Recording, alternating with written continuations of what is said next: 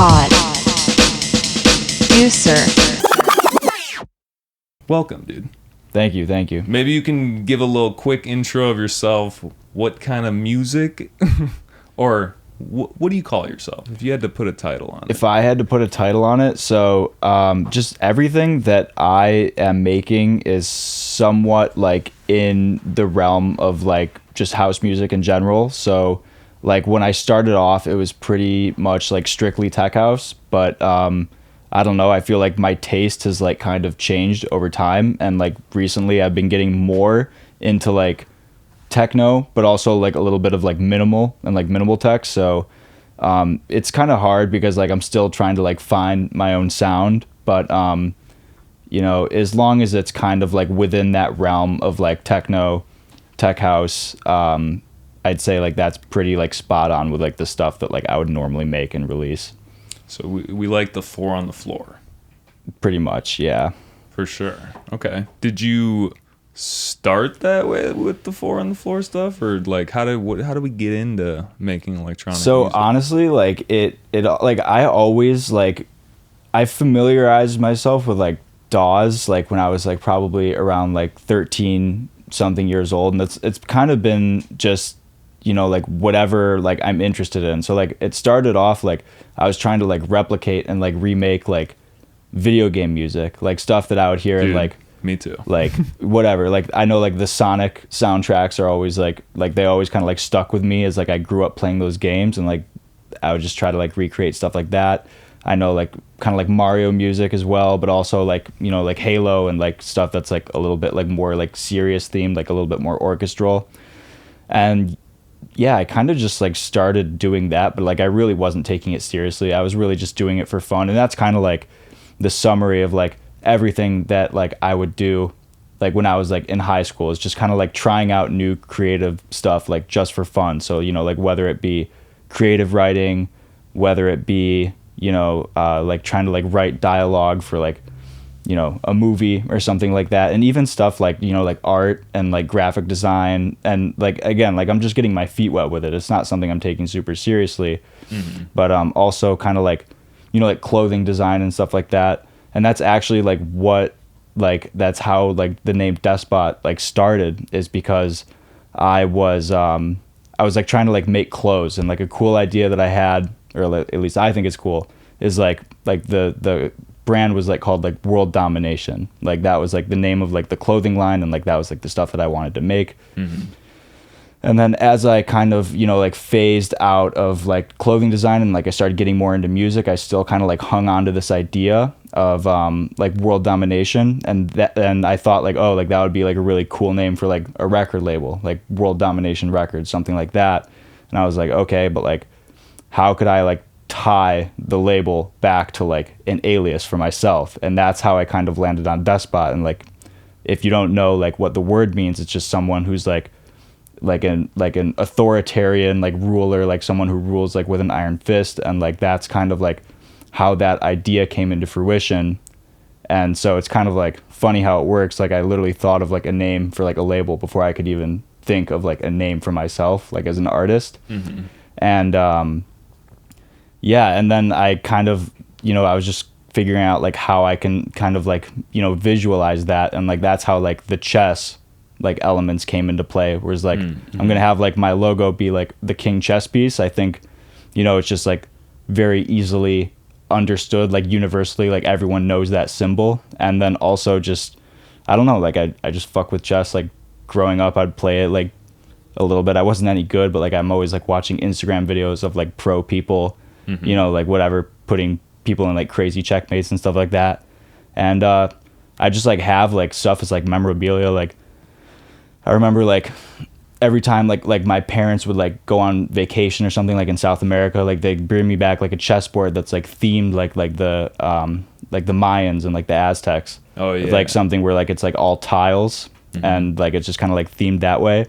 And then I remember I went to China and I bought a chessboard that was just totally themed after like the terracotta soldiers. It was like at like a gift shop that was in the same city as the like museum exhibit is. So it's made out of like the same clay as the terracotta soldiers. So I thought like that was cool. So, you know, it's nice being able to like incorporate something, you know, that's like somewhat meaningful into like your alias. But that's pretty much kind of how all of that like came together. You can't win the game unless you defeat the king. Exactly, yeah. And I don't know, it's just like it stands tall. Like they both stand tall, but like I don't know, for some reason I just settled on the king. But yeah, no, I was just you're definitely right though. Looking back on it, at something. Looking back on it, you know you're on to something. Maybe I should look into switching that up. You know, I still got time to do that. But yeah, I mean, and I'm open to like, you know, adopting like another alias in the future if I think of something better. But like I've kind of just been like rolling with this, and like if I ever like drop a mix or something like that, I'll try to like, you know, find some artwork that's like chess incorporated. So yeah. I mean, you could bring it back to the clothes, bring the chess piece back to the clothes. You seem like someone who, you know, is just interested in a lot of different creative endeavors. Yeah, definitely. But I mean, and I'm not like opposed to like getting into that kind of stuff in the future. But I mean, for now, I've just been grinding on music, and it just makes sense for me to just kind of stick down that path and keep going with it. Yeah, for sure. No, I mean, it's like tough to get really good at one thing when you're like, I'm doing 12 things. Oh yeah, definitely. And that was like my problem, is that I would just, you know, I think I would get bored, you know what I mean? Like I would pick something up, and then I would just like hang it up to dry, and like, you know, you just got to stick with it if you want to see good results. And that's one of the biggest things that I've learned when you're making music, is like you're just going to keep making shit tracks over and over again, and then they're going to slightly get better and better over time, and like you just got to be persistent and not give up on yourself. What kind of clothes did you make? It was like a combination of like hype beast type shit, but also like streetwear. Like, yeah, exactly. Yeah. So like not honestly, I would more compare it to like skateboarding clothes, because like it was stuff that like I wouldn't envision it being like ridiculously priced. Just kind of like imagine like a cool like Off-White whatever, something like that, except it only costs like $30. I don't know. For sure. Yeah. Yeah, no, that's cool. Did you used to skateboard? I used to skateboard a little bit. I was more into longboarding, honestly. Sure. That's a skateboard. Yeah, pretty much. It's all the same shit. Like you start doing one and then you get into the other. I had a lot of friends who skateboarded, though. That's what got me into it, because I couldn't do any of the tricks. So I was like, all right, I'm just gonna buy a longboard. Dude, I got really into the fashion of skateboarding. Like I was part of the skater group in my high school, and like bro, it was like I had a flannel for every day of the week. Like I was like ready to go. I had my fucking Lakais on, or like my I don't even know, just like a whatever. It was a cool time, and I think that my style also still, maybe not right now because I'm wearing like athletic wear, but still thinking about like that skateboard attire. There's something swaggy about it. I miss the era of like wearing your DCs or your Vans. The chunky. Exactly. Dude. And then now it's like, now skateboard shoes, it's like as little shoe as possible, so you can be like a, you know, like a ninja with your foot, and like just very precise. So it's just funny how that's changed. I never understood the chunky shoes. I thought that they were swaggy though. All right. Well, this is not a podcast for, you know, clothes, but we had to go down that rabbit hole a little bit. So, you know, I always ask this question to all of my guests, and that is, what was your first concert? My first concert? Okay. So I was in college at the time, and I really hadn't been to like any shows or anything. And, like my fraternity would like book these concerts with artists, so like now I had no excuse to not go to these shows, because these artists would come to our backyard and play in our backyard. Oh yeah. So my first show was Walk a Flock of Flame, coming to our backyard, playing like in like my fraternity's backyard, dude, and it was crazy. And I was like, holy shit, like this is awesome. But my first EDM show was like that same year. Two friends like came to a different fraternity, and that was the first show that I ever saw. It was like a two friends, basically like an extended big booty mix, you know what I mean? But that was my first show, and it was sick, and I loved it. And then like later that month there was another one with OK came to our backyard and did another, and like I was like, holy shit, how have I been missing out on this, you know? That But yeah. awakening moment. Literally, yeah, that's what it felt like. And I was like, wow, like this is fucking awesome. Like I need to start listening to more of this kind of music. And then that was like around the same time that like I bought my first board and like decided to like actually, you know, start like fucking around and DJing. Yeah, for sure. That's dope, dude. I feel like I was watching this thing the other day and it was like how clubbing changed the world. And there was like top 50 moments. And the number one moment, this is a British show, but the number one moment is just ecstasy. And like how that is the thing that really sealed the deal on like, but it's true. Like the drugs really I mean, like, look, I'm not going to were lie. an eye-opening Yeah. moment for Like, a lot of people. I'm not going to lie to you. Like, I could sit here and say that, like, oh, I loved doing this stuff for the music. But, like, to be honest with you, I did enjoy, like, the drugs, like, a fair amount. Like, it's fun. And, like, you know, you get into it and you're, you know, you'll fall in love with a song because you're on drugs. And, you dude, know. this is the thing. It's like, I don't want to go to, like, we can talk about as much of this as we're comfortable with. But I just think that the majority of people, not everyone, have had these moments of like eye-opening experiences because of drugs a lot of times. And I just thought like good on the British broadcasting channel to like actually recognize that and not just like sweep it under the rug like, oh yeah, well, it's just the music was so great. It's Yeah. like, no, bro, like the drugs was what got everyone to dance all night. I You like know. the saying, you know, oh shit, there's music at my drug party tonight. Yeah. Yeah. Yeah. So anyway, whatever. I'm not trying to like call anyone out. It's like, what drugs did you do? But it's just Yeah. like, that is also probably a thing in a lot of cases. And, like, hey, if you want to, like, not do it, then, like, more power to you. Like, honestly. Right, yeah. Yeah.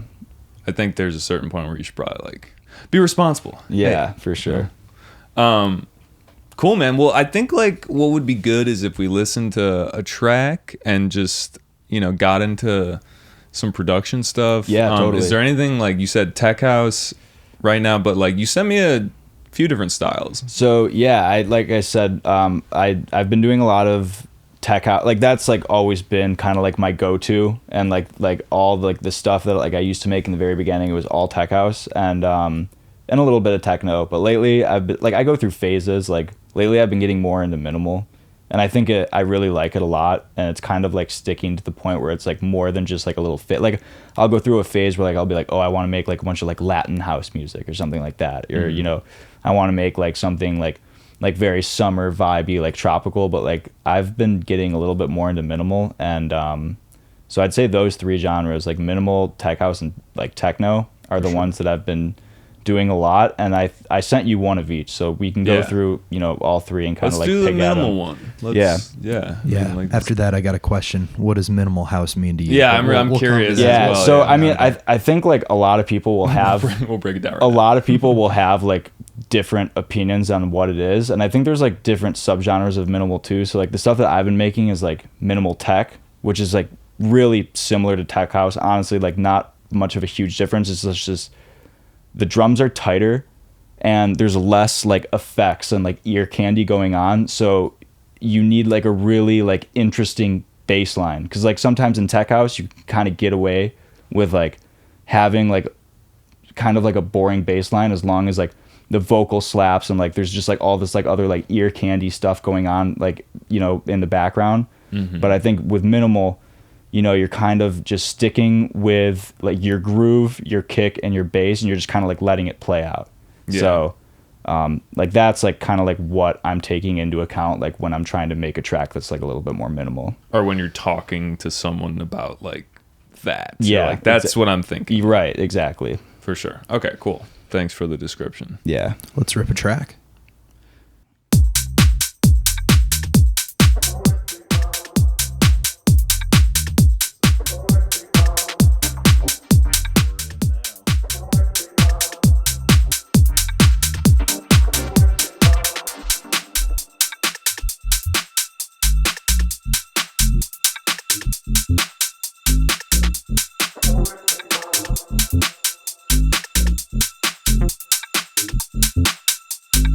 I don't think you sent this to me yet. This is sick. It's recent. Yeah.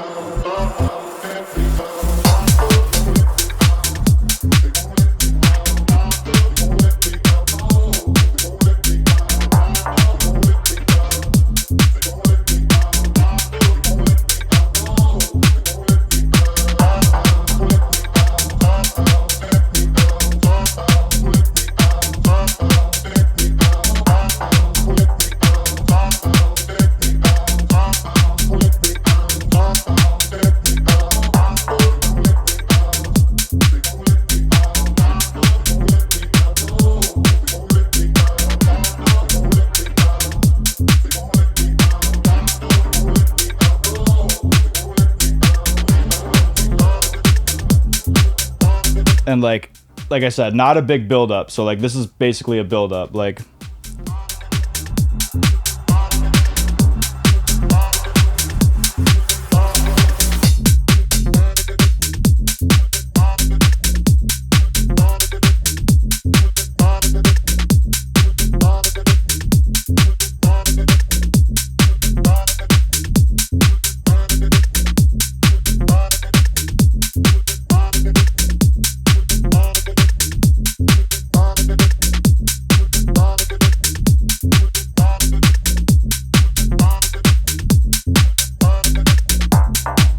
That's cool. That like feels like movement to me, and I've never been. Am I right or no? I'm sure there's tons of stages, tons of different there's sounds. just so much like techno at movement that like. But yeah, honestly, like you're not far off. Like that's definitely something that you could hear there. It's that kind of house music that just kind of keeps going, right? Where it's like it's less techy in the sense that there's less dramatic build-ups and shit, and it's more just like it's just gonna keep fucking flowing. Yeah, like, exactly. Kicking bass, and like that's kind of like what I meant by like sort of like minimal. You're just kind of like letting those core elements like play out, and you're not too worried about like, you know, like making breaks and like building like all this crazy like tension using a bunch of different effects. But yeah, for sure, dude. I think I like minimal a lot. Then yeah, you should get more into it and check it out. It's a lot of. I've been finding a lot of good tracks lately. I feel like that's what I DJ sometimes, and I don't even know. I mean, yeah, and like that's like the issue is like everyone like sometimes it's like subjective. Like someone will be like, "Oh no, this is tech house. Oh no, this is minimal." Like, you know, it's just kind of, you know, whatever you're. I actually want to ask you about that because I feel like it's changed quite a bit.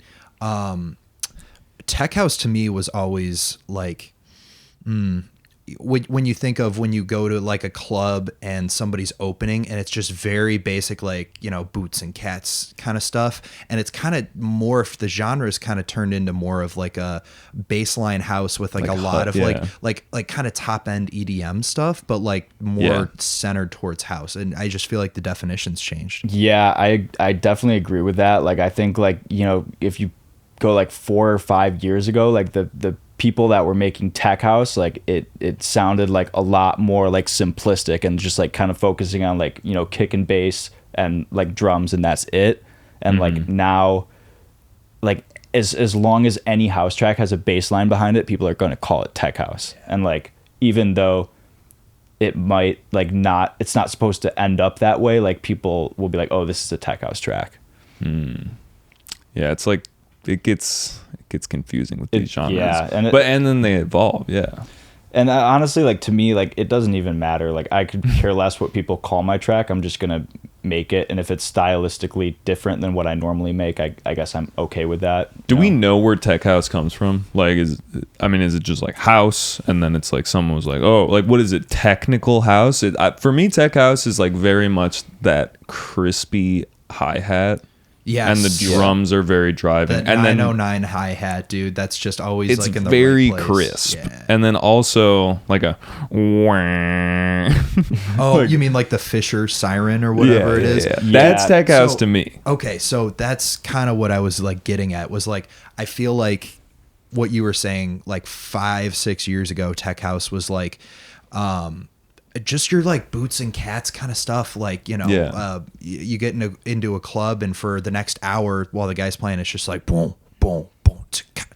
So it like was minimal. It was minimal, and I think that it changed when it was like, you know, you had house music right in the 80s, 90s, and that was very just like, if you listen to the early like Frankie Knuckles records, right? Like it's very slow and just looped and kind of, you know, almost like vibey and ambient to an extent. It was dancey, but like it was very like low key. And then when they kind of sped, and I could be wrong, I could be talking out of my ass, but when they sped it up and it kind of, there was techno right in the 90s, and then techno and house kind of blended into this. Should we look up what Google says tech house is? Here. Yeah, that would be interesting to see.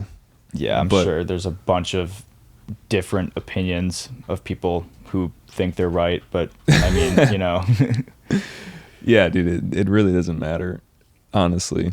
But some of these people are very like, you know, like it's the tribal, like they're like, oh no, bro, this is tech house. Yeah. Or like, and you know, I mean, I get where they're coming from, because like they probably like grew up listening to like a certain type of, you know, artist, or like a certain few types of artists. So like when they hear something that's like a little bit different, they're like, oh no, this isn't what I would call tech house. But I mean, you know, at the end of the day, like everyone has their own opinions, and I just think a lot can fit into that category, especially like now, where like, you know, there's so many people producing music. I feel like a lot of people like who weren't here 5 years ago that are now kind of like really up and coming, or even like controlling the scene. So yeah, for sure. No, that makes sense. I don't think it really ultimately matters, honestly. Like whenever we talk genres on the show, I'm just like, yeah, like let's put stuff in a box for fun and then just say fuck the box. Like there's no point really, but it is interesting, and I do like learning about like the history of these things. So we found a crazy article here on Beatport. Actually, Beatport is basically claiming that they are the authority on the subject. So we can link the article. We'll just say that they're right for the sake of exactly. No, I mean it's like it's almost like a thesis, dude. Like there's a lot of history. It's deep. So, that's what I'm saying though. It's like I feel like. So they're shouting out Velvet, and that's kind of like Max Chapman and Velvet. That's what I think of when I think tech house. Green Velvet? Yeah, Green Velvet. Yeah. Okay. And like, even like Claude, like Von Stroke. Yeah. Even though like his music and his label is very different from like what most people would call tech house, like it's still kind of like bridging like that gap, you know, between like a lot of like these like more like abstract sounds and like something that you'd hear that's like, you know, what you'd expect to hear, I guess. That just made me think too about how like new music just sounds better. Like 80s music sounds like shit. Most, not all of it, but like lot of it. A lot of it just doesn't have the same, almost like it doesn't have as low of lows. It doesn't have as like crispy of highs. It's just overall a little bit duller. Yeah. I mean, you got to give them a break, because like the equipment that they're using back in the day, obviously no, like, for sure, but I'm saying like a person now would be like, oh, this is you know, like classic piano house, but like someone back in whenever piano house was invented, they'd be like, oh no, it doesn't have the same characteristics, because there's literally a different sonic quality to it. Potentially, like that could be part of the thing. Who knows? And I think it's just like how much easier it's gotten to make music. Like people that I've talked to who have been doing this a lot longer than me have said, you know, oh, like it used to be so hard to achieve this quality back in the day. Yeah. Because, you know, like, you know, it's harder to like get these VSTs. It's harder to like get access, like all of, you know, like the different like analog synths that people are using. And now you can literally torrent everything for free from your laptop. And it's just if you really, crazy how it works. And also just like, we got like old school like CDs that turned into like Vengeance, which made them sound a little bit better, and then like Splice was like, we're gonna make Vengeance sound even better, and it's like we've just had like these samples that are supercharged. Like you download something from Splice and it's just like that kick, you can basically base your entire mix off of it because it's already so fucking loud. And you know, like I'm always trying to process these Splice samples that I'm downloading, and then like a little voice in the back of my head is like, some dude already did all this work for you. Like, you don't even have to. But, you know, Yeah. I always try to take the samples that I use and either chop them up or do something to them so that I'm not just, you know, ripping, you know, dry samples and using them. For sure.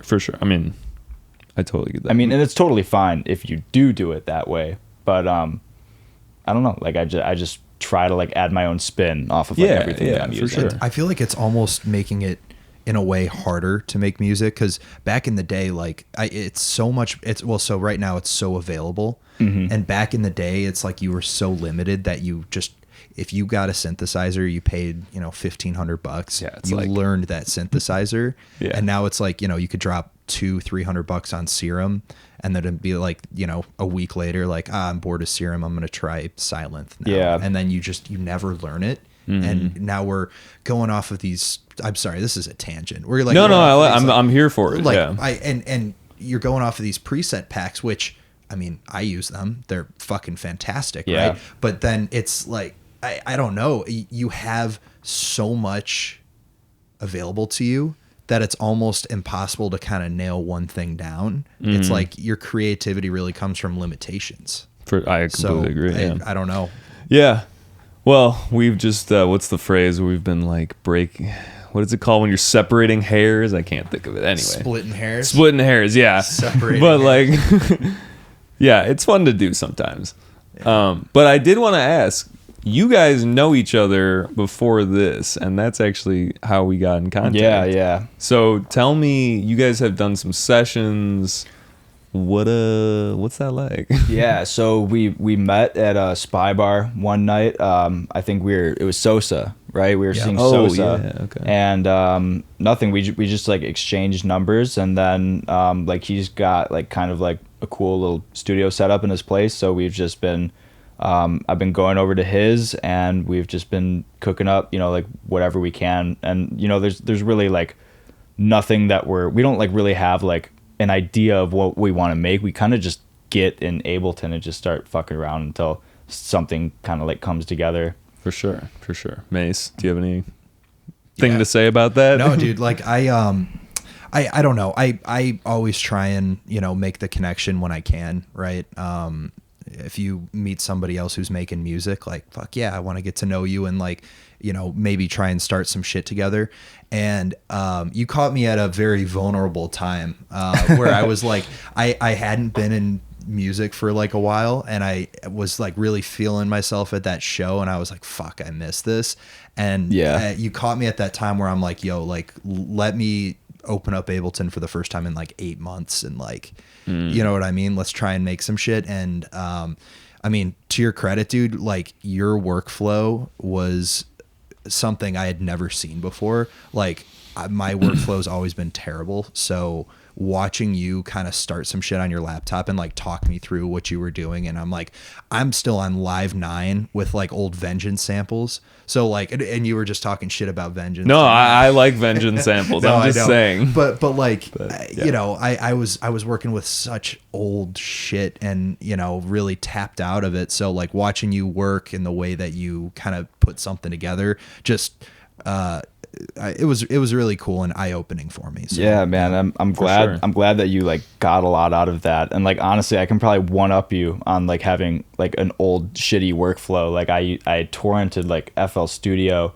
and it was just so like it would crash all the time, and none of my stuff would save.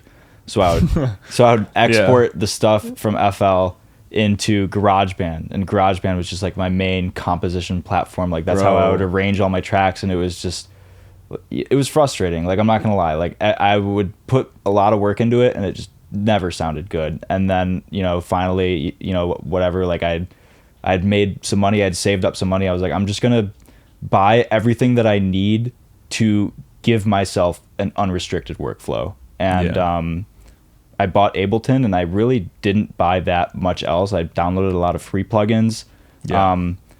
I had Serum from before, so I mean, I was set on the synth, and you know, I'd watch a YouTube video, and if a VST that they were using like stood out as something that could like improve, you know, like what I'm doing, I would get it.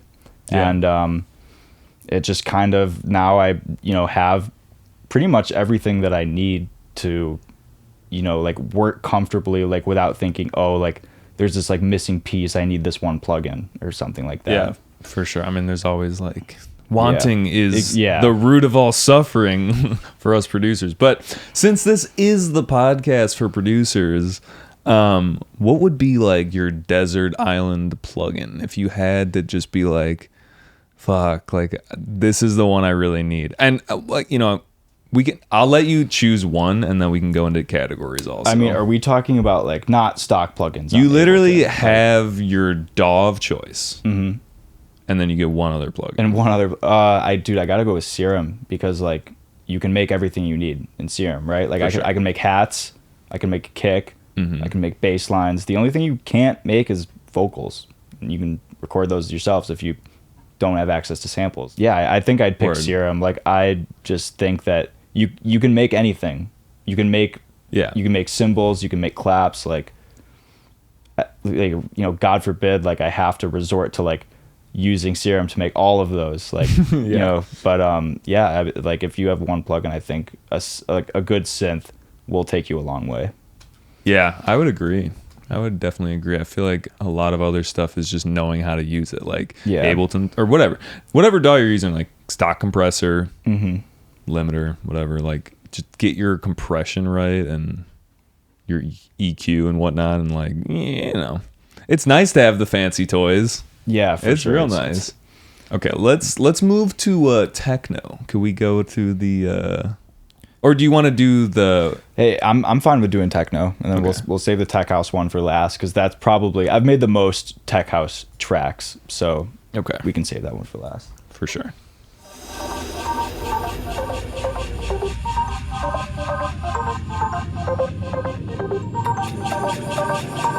I feel like that tech house like tangent we went on is gonna piss a shit ton of people off. Yeah, I know. Yeah. I hope so. A lot of unpopular opinions that we just A lot of around. hot takes. Yeah. Yeah, that's cool. Yeah, honestly, you could even call this one tech house. Like, again, like who fucking knows? Like, Right.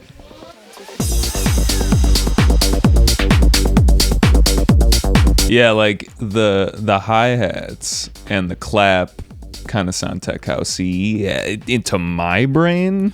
I just who knows? I struggle to make. I've tried making techno. I can't make techno without a clap. I feel like the drums in Yeah. techno are not like in tech house there's a lot of swing and like there's just a lot going into your groove, and in Yeah. techno it's just kick drum and cymbals, and that's Yeah. it. And like I don't even hear claps in techno a lot. It's a lot of times Yeah. it's just kick and top hat. Yeah. For sure. But then I do hear techno with claps and people are still calling it techno. I'm Yeah. like, what is it? Dude, it's all so broad.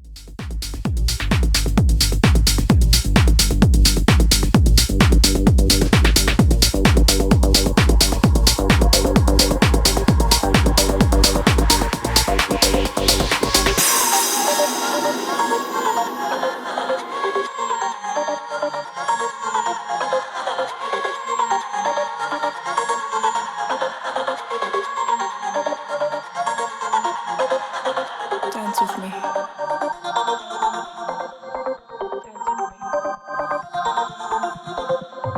Be with me. Be with me. Where'd you get that vocal from? Because I've definitely Splice. heard that around. It's That was on yeah. Splice. I think it's the Kevin DeVries yeah, song, like dude, Dance With that's Me. exactly it. But yeah, Splice is where I found this. I like Loop Cloud a little bit more, if I'm being Really? honest. And the reason is because you can take any sample and repitch it to the key that you're in. So like, rather than just looking for a sample that's in C sharp, I can browse all samples and have them all automatically pitched to C sharp before I even put them in my DAW. Whoa, wait, that's kind of like mic drop Yeah. worthy almost. It's crazy. I am curious about Loop Cloud because I actually am unaware of what it is. It's like Splice, but Yeah, it has more functionality or different. It's different. Like, it's pretty much the same as Splice. Like, it works the same. It's just like a massive sound bank. And I mean, you know, people might argue that the vocals or like the samples on Splice are a little bit, you know, like better and like stuff that they would like, you know, more so want to use. but I mean, at the end of the day, like a lot of people are using these splice vocals over and over again. I feel like Yeah. it can get like really repetitive, and like the loop cloud bank is a little bit more untapped, which is kind of like why I like using it. I feel like I can, you know, find like really interesting stuff that I've like never heard before, because like a lot of times on splice I'm like, oh, I've heard this in this tech house that I've heard, you know, I'm kind of like whatever. I have like a really weird memory when it comes to that shit, and I just like remember like random tracks that I've heard. Yeah, no, for sure. Well, when you hear it, it's like hard. You're like, oh wait, no, Yeah, that's that exactly. thing. Yeah, But yeah, I mean there is like better like filtering like functionality in loop cloud. So like I was saying, like you can take any sample you want and have it repitched into whatever key your song is in before you even put it into your DAW.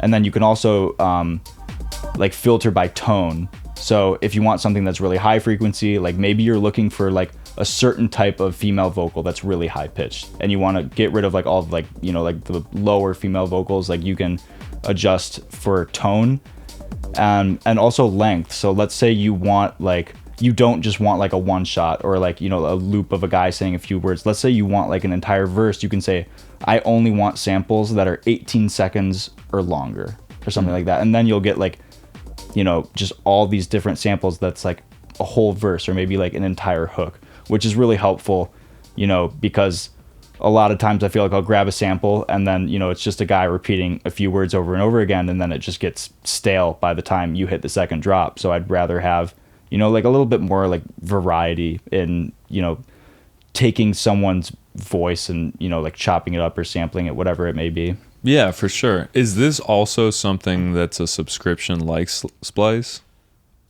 Yeah, I'm pretty sure it is, but to my knowledge, I haven't been getting those credit card charges. Maybe I have, and I'm just I'm not looking in the right place. yeah. But I think it is. But I think maybe what it is I bought X amount of credits, and I'm still blowing through those credits. So Yeah. but you definitely have to pay for it. There's very many ways to just record your sound card. Yeah, I'm just saying. I mean, I'm not advocating. I'm just like, maybe in the future they'll figure out. Yeah. And better way to a little pro tip is there's a Chrome extension which is audio capture.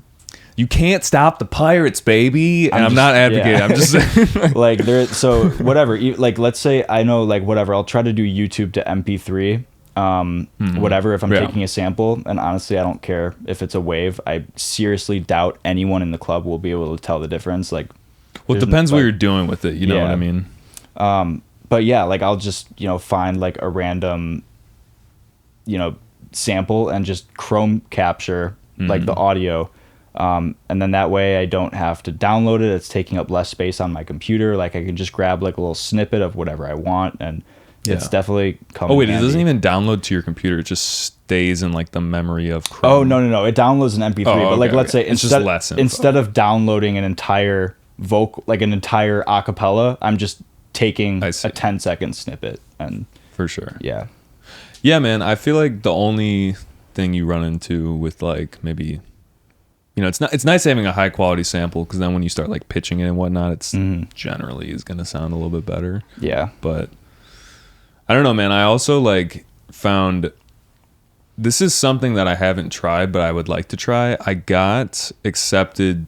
I mean, maybe it's not like an exclusive thing, but I got accepted into the Adobe like podcast beta thing, and basically it's like an enhancer, and you put like your shitty podcast through it, and it makes it sound pretty damn good. It's kind of wild, and Wow. there's a voice enhancer on it, and I wonder if you took some vocals from like, you know, like Lao, that thing Yep. that like somehow grabs vocals even better than like anything AI else. magic. Yeah. Yeah. It like does that, and then you put it through this voice enhancer. I wonder if that would make it sound crazy too. I mean, obviously you could bring it into Ableton and like EQ stuff and whatever, but it's just, I don't know, man. It's just it's a tool. It's great to have these tools at your fingertips, because Yeah.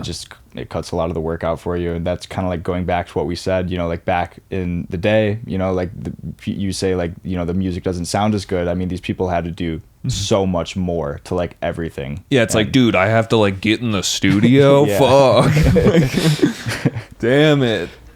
Yeah. Okay, cool. Thanks for the sauce about Loop Cloud. I'm definitely gonna check that out. Maybe is it older and has it been around longer or? So I downloaded both of them around the same time, and then there was a period of time where I dropped Loop Cloud and I was only using Splice, and that was back when they functioned pretty much the same. And I was like, oh, I think these Splice samples are just a little bit better. And honestly, like I will say, the advertising for Splice was a little bit better, and that's kind of what sold me a on little it. sleeker. Yeah, exactly. So I was We judge a book by its cover. literally. Like, and people, whatever, like artists that I was following were like advocating for it. So I kind of, I just like brushed Loop Cloud off to the side, and then when I when I downloaded Ableton, I re-downloaded Loop Cloud, just saying like whatever, I want as many tools at my disposal as I possibly can.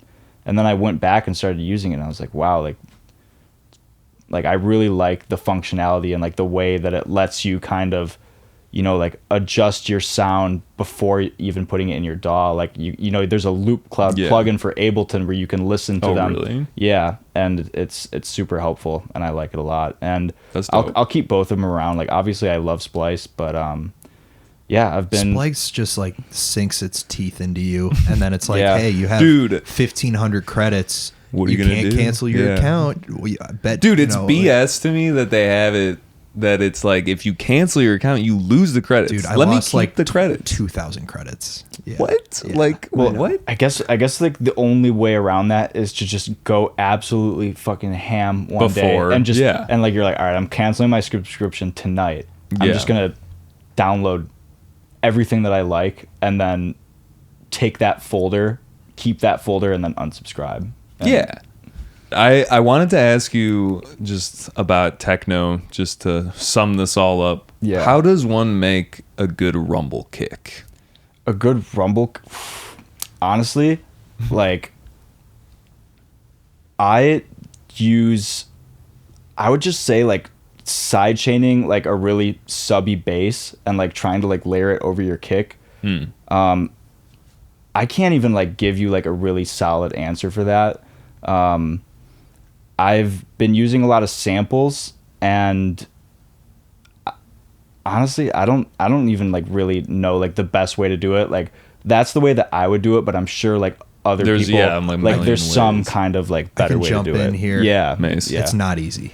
It's not easy. I've watched a couple hours worth of videos trying to figure out how to make a good rumble, and you can get a rumble, but it might sound fucking muffled as shit, dude. So the best way to do it is you throw you create a new audio chain, route your kick through it, do a dry wet, right? So a new chain, and then on the wet channel, delay, reverb, EQ it out, so you're kind of just getting the low mids to like kind of lows, right? So you kind of get the kind of thing, and saturate it a little bit, so kind of some of those transients of the kick delay comes out, and then you kind of smear it with the reverb, and you kind of bounce that, and then you got to side chain it by hand because it's just going to sound like fucking trash, and it's all going to, if your feedback's up on the delay, it's going to be tailing off, and then it's all going to get even worse. Like,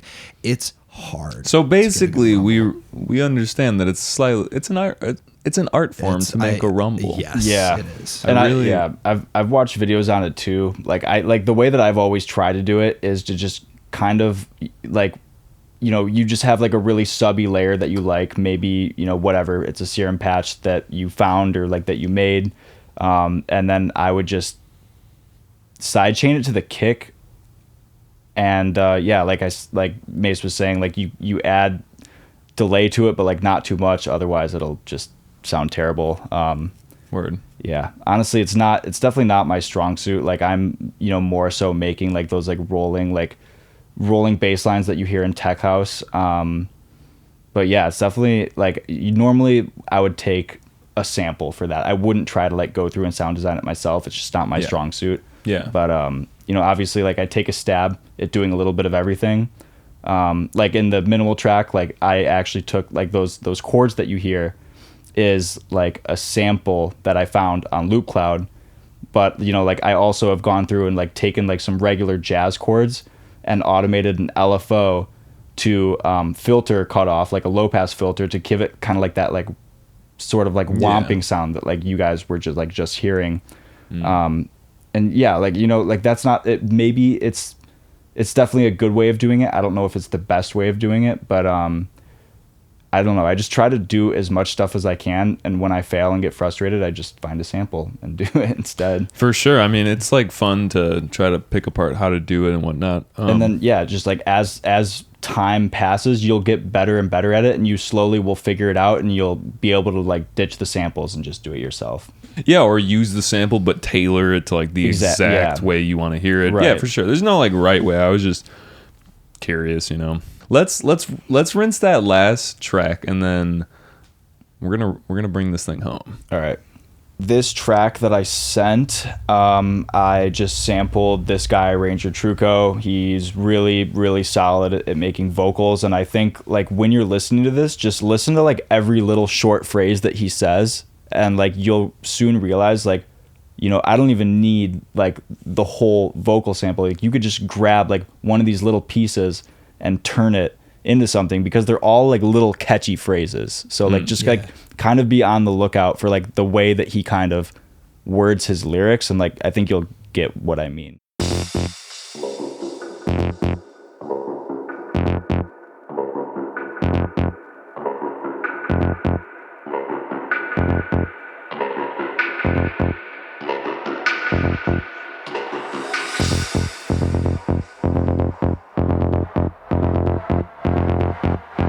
A little more buildy. Yeah, Yeah. definitely. Nice And like all these panning. effects are coming in, like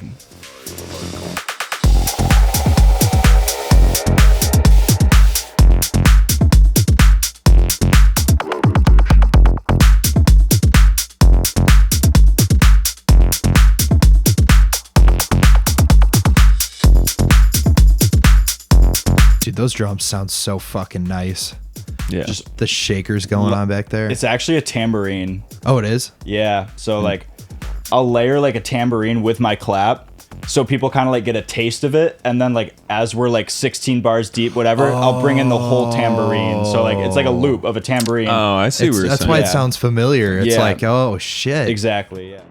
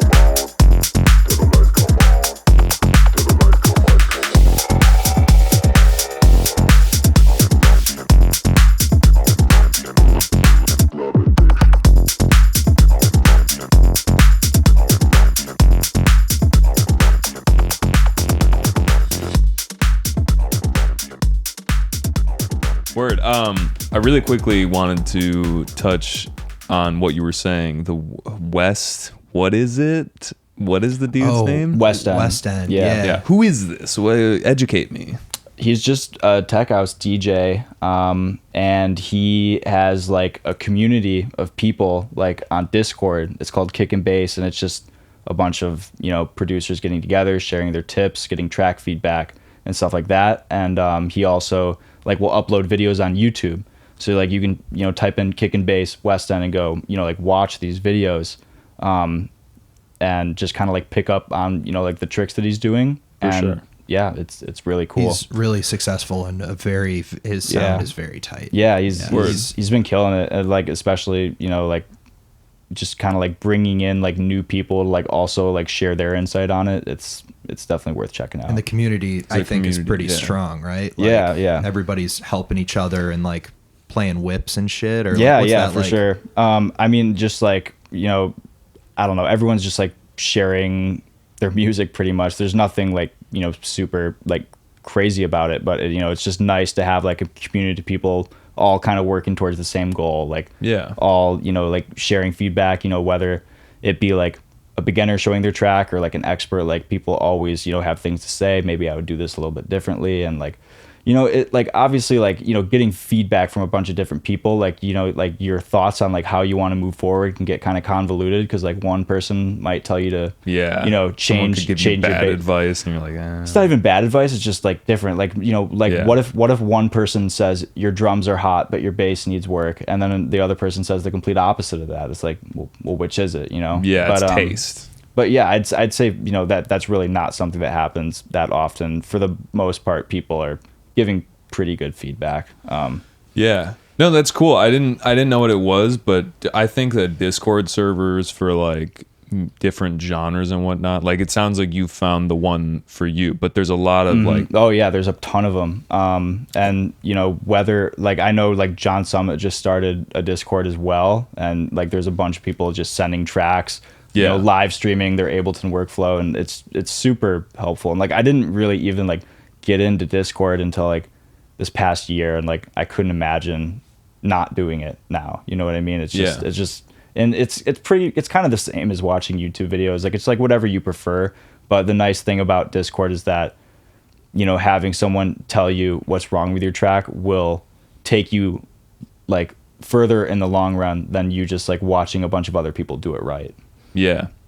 And there's like, it's like a real time thing. Like people are chilling in the Discord, they're chilling on their computer, and you can interact with them. And it's really cool. I mean, like if anyone hasn't joined Discord servers and like is a producer, like find one that is, maybe it's just like your homies, or maybe it's a producer that you really like. Like I would suggest it because like that, I feel like this is how people really level up. And also promotional value, like it just, people try to work, like you got to work together is what I'm saying. Definitely, I'm preaching right now. And you know, like I'm someone who like doesn't have like a ton of friends who really like this kind of music. So like I kind of like have been trying to put myself out there as much as I can, because like if I don't do it, like no one else is going to like, you know, show my shit to anybody. So that's kind of like why I've just been trying to like meet as many new people as possible. Let's bring this home.